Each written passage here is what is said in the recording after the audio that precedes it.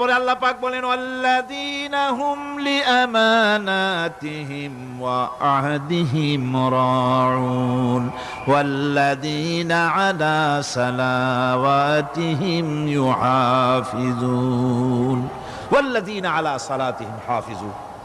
আর যারা তাদের আমানতকে পূর্ণ করে, আমানত এবং তাদের ওয়াদা চুক্তি পূর্ণ করে, এবং যারা নিজেদের নামাজ সমূহকে পূর্ণভাবে হক আদায় করে নামাজ পড়ে, নামাজের যারা হেফাজত করে, এরা কারা? এরা হচ্ছে উলাইকা হুমুল ওয়ারিসুন আল্লাযীনা ইয়ারিসুনাল ফিরদাউসা হুম ফিহা খালিদুন।